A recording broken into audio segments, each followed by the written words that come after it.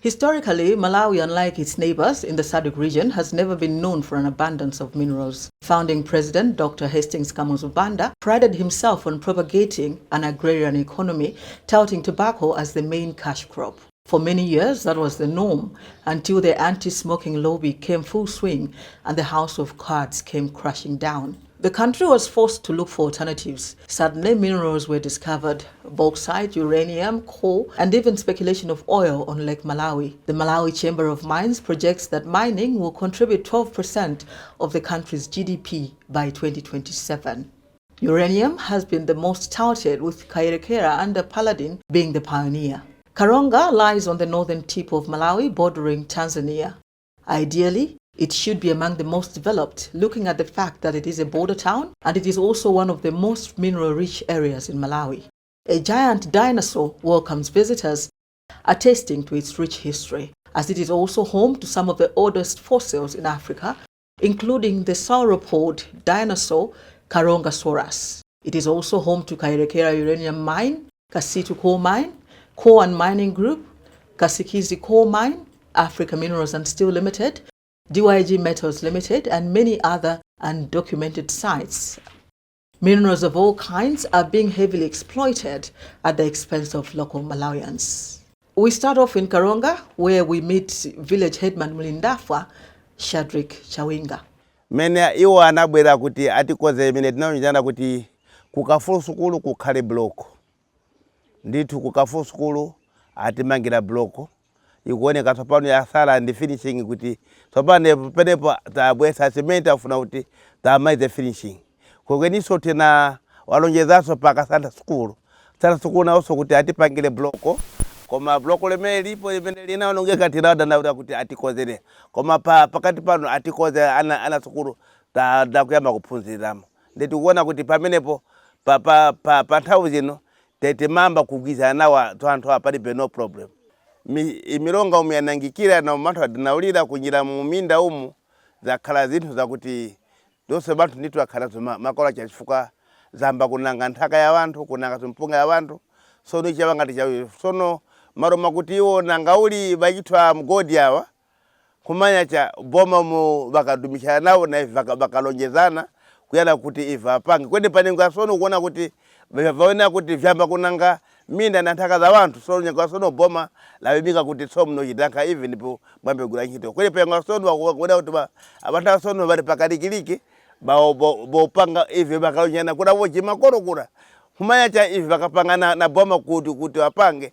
So ndivyo sono ndiwapise so upanga kuna kweniso apa pa loading pena pataona kuti napo pali ma buildings aisi dikate palake ni muviriri kasi moboma umakapangana wakuona kutumula kupanda ma building na madaiki apanga hapa kuti vira chuvu chira oro ila kolo ila ikatamironga cha. So taona kuti dasi kutu vyanga kuti kasi ni boma kapangana hivi kweli. So uda kuti so pasenta na pa loading be oloso kula kufuma kolo kwa nakoso nakoso kwa sintasa.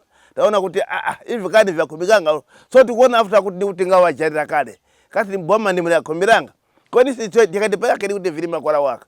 So nga watu adandaura wana kuti napo taona kuti ndati vintu vya kama kwa cha sauti ndati mumironga ndati koli kuoneka na vyakuja na muminda kuti ndati utaminda wantu ikitaona kuti vintu sio vilima kwa cha.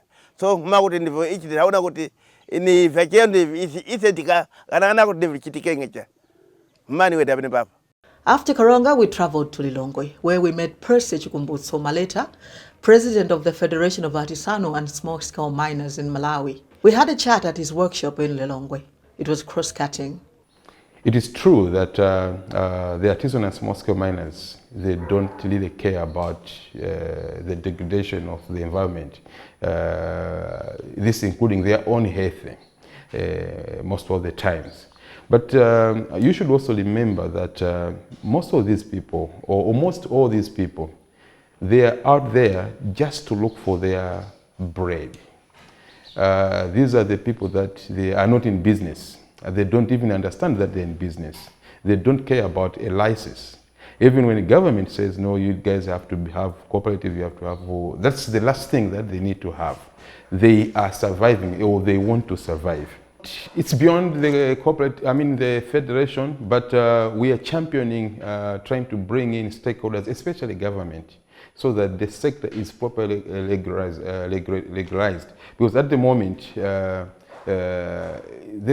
mentioned already, there's a lot of chaos. There's the issue of licensing, there's the issue of small-scale miners versus large mining scales. So there's just all that chaos that needs to be sorted out. And as I mentioned, because these are the people that they are just looking for food today, you find them today they are here, tomorrow they are the other place. So it's even difficult to bring them together, to make them understand that they cannot just work at a place and live the way they are living it. They still have to take care of the environment. And one way of doing that as a federation is encouraging or forming of cooperatives and these associations. Because when they work as a group, then it becomes easier to work with such kind of people, unlike at individual person.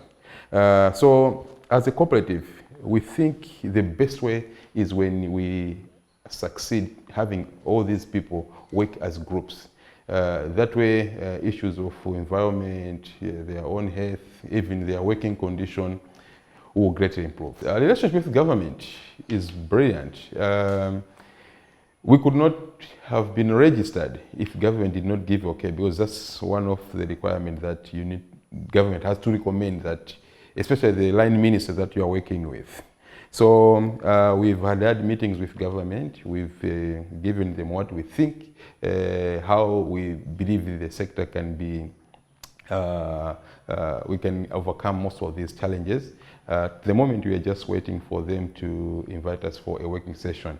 But I should also mention that just like everyone else, we also understand that government is struggling financially, because you understand that the Ministry of Mining is one of the least funded ministry, despite that the country is talking more of mining or moving to mining from the agriculture. That's something that every one of us is robbing government to really consider when they think of supporting the sector. Otherwise, government has got brilliant plans. We have brilliant plans, but they will remain plans if we don't have the resources. Because at the end of the day, it's not like just because I'm going to take my resources and go to Kasunga and start assessing people. There is a need for us to be able to get resources. Unfortunately, these resources, we cannot work on membership fees alone.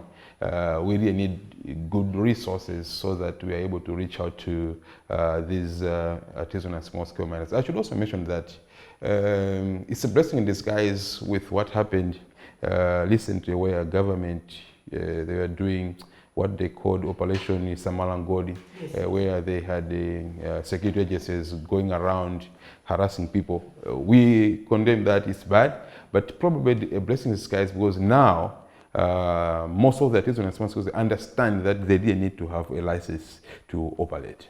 Especially the people doing gemstones, it's like a death sentence. This ban has been there since last year in February. This is our 15th month where we are not able to export, and most of 99.9% of our customers has to come from outside Malawi. We don't sell to Malawians. Malawians are yet to embrace this business, but also because we don't have the capacity to process into finished products. So we rely on exports. So with the export, it has affected a lot. Business have been lost. Personally, I've got 2 companies that are running the sector, and I had to close those companies. I had the people who I employed, almost 6, 7, all these people now are home. So I would say it's one of the things that we never imagined happening to the sector, and we are not so sure why government has taken time to address the situation, because when they issued the ban, they had said they are going to work on it in 21 days. Now 21 days has turned into 15 months, a year plus. On top of the export ban that we had in February, recently, or maybe not recently, but last year around October, the current government extended or issued another ban where they said we cannot export raw minerals. So there was already a ban on exportation of gemstones. Then there is another ban where we cannot export raw minerals. Now, we are looking at a country which doesn't have any capacity to process, a country which has energy challenges, we have no electricity, a country where we don't have a proper market. And at the end of the day, even when we are exporting these stones, we have to compete with other countries like Zambia, Tanzania, Mozambique. These countries have been there in the business. Now, it becomes a big challenge for us. And we know also that even when the ban is lifted, it's going to take a lot of time for us to regain our trust for the customers that we had. At the end, Percy also showed us the finished product of his stones. The needs of the locals are simple: good roads, clean water, school blocks. This would cost a fraction of the billions that are being extracted daily, while they are left with pollution and pipe dreams. And so it's a paradox. While Percy seized the moment, the people of Karonga watch and wait as they count the cost in terms of degradation and damage, with very little to show for the billions underground.